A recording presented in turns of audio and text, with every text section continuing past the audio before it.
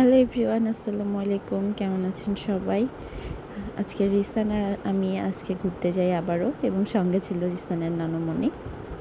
তো মাশাআল্লাহ আমাদের নাটোর শহরটা অনেক বেশি সুন্দর, এবং বৃষ্টির কারণে গাছগুলো আরও সতেজ হয়েছে, নতুন নতুন পাতা হয়েছে, যার কারণে রাস্তাটা আরও বেশি ভালো লাগছিল। অনেক দিন পর আবার সেই প্রাণের শহর নাটোর শহরে আসা, যেখানে ছোট থেকে বড় হয়ে ওঠা আমার আর কি।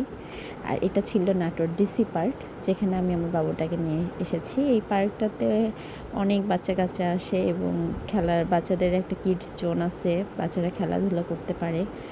পার্কটা মাশাআল্লাহ অনেক সুন্দর। এই যে আমার ছেলের অবস্থা, সে ঢোকার পর থেকে সে এত খুশি, এবং খুশিতে সে চেঁচাইতে শুরু করে দিয়েছে। সে মানে এসে এই জায়গাটায় প্রচণ্ড রকমের সে খুশি হয়ে গেছে, এবং সে এই যে দৌড়াদৌড়ি তার শুরু হলো, তারপরে তারা যে কার্যকলাপের আর শেষ নেই, সে যে কোথা থেকে কোথায় যাচ্ছে। এবং মজার বিষয় হলো, আমার ছেলেটা যাকে পাই তাকেই জড়িয়ে ধরে, যাকে পাই তার কাছেই চলে যায়। সে পার্কের একটা মানুষকে মনে হয় বাদ রাখে নাই। আমি ওকে ছবি ওঠানোর জন্য কোলে নিয়েছিলাম, কিন্তু সে কোলে থাকবে না। আমি একটা ছবি আমার ছেলের সাথে মনে হয় উঠাইতে পারি নাই। সে আমার কোলেই উঠে নাই, এবং সে দৌড়াদৌড়িতে ব্যস্ত। এই যে এখানে আমি একটু বসেছিলাম টায়ার্ড হয়ে যাওয়ার কারণে, আর ওখানে আমার ছেলে আমাকে রেখে চলে গেছে। দেখুন সে কত দূর চলে গেছে। এই যে আমি জুম করে দেখাইতেছি। আমি ফার্স্টে তাকে খুঁজে পাই না, পরে আমি তাকিয়ে দেখি সে অনেক দূর চলে গেছে। এই যে সে একা একাই দৌড়াদৌড়ি করে বেড়াইতেছে, কই থেকে কই যে যাচ্ছে। ওর মনে হয়, ওর আচরণে মনে হচ্ছে এই শহরটার অনেক বেশি চেনা। এই যে সে হাওয়াই মিঠাই এলাকে পাইছে। দেখুন তার কার্যকলাপ কী করে সে এখানে। পরে এই যে হাওয়াই মিঠাইওয়ালাটা ওকে সঙ্গে করে নিয়ে এসেছিল, এবং একটা হাওয়াই মিঠাইও দেয় তাকে।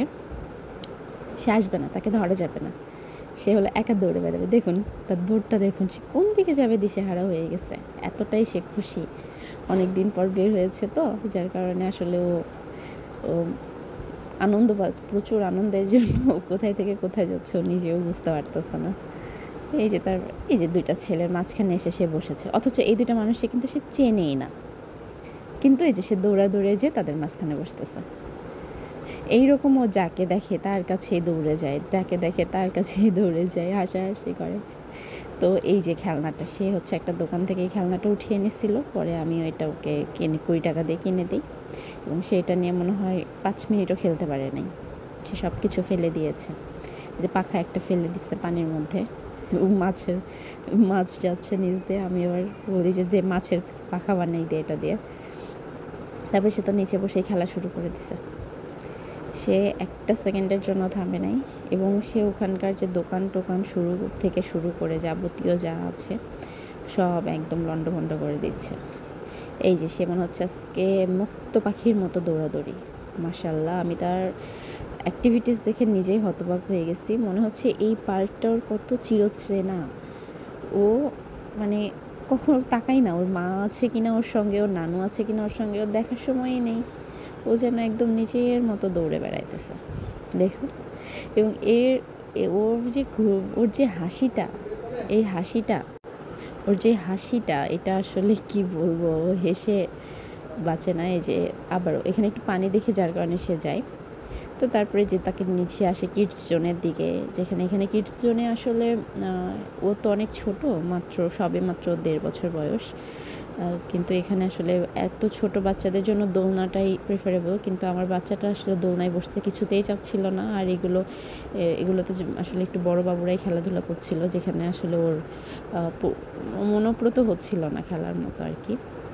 তারপরে সে ঘুরে চারদিক দেখবে, কোথা থেকে কোথায় যাবে তার কোনো ঠিক ঠিকানা নেই।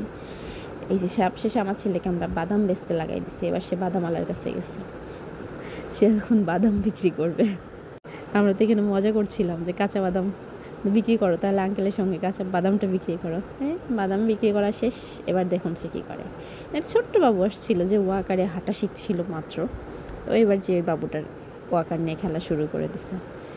ওকে দেখলে মনে হচ্ছে না, ওর ভেতরে তো বিন্দুমাত্র ভয় নেই। ও যাকে দেখে, যেখানে দেখে, ও তাকেই মনে করেন যে সেটা নিয়ে ওর নাড়াচাড়া শুরু হয়ে থাকে, আর একটা সেকেন্ডের জন্য সে থামে নাই। আর এই যে তার অবস্থা, এই দোকানটা পুরো লণ্ডভণ্ড করে দিয়েছে, টেনে তাকে নিয়ে আসা যাইতেছে না। কি একটা অবস্থা আল্লাহ, ওর পিছনে আজকে দৌড়াইতে দৌড়াইতে আমার আম্মু অসুস্থ হয়ে গেছে, একটা সেকেন্ডের জন্য থামে নাই। যে লাস্টে আম্মুকে আবার একটু স্লিপারে নিয়ে খেলা করায় এবং স্লিপারে উঠে সে মজা পাইছে এবং স্লিপারে সে বারবার ওঠার চেষ্টা করতেছিল। পরে আম্মু যেহেতু ছোটো মানুষ, আম্মুকে ধরে ধরে স্লিপারে কিছুক্ষণ খেলায়, আর আমিও আজকে ওর এই মজা করাগুলো দেখছিলাম। তো শেষে আমরা কিছু মুড়ি কিনে নেই মাছগুলোকে দিই, যার কারণে মাছগুলো আমাদের সব মাছগুলো আর কি একসঙ্গে হয়। তো তার একটা সুন্দর আমরা ভিডিও নিয়ে নিই।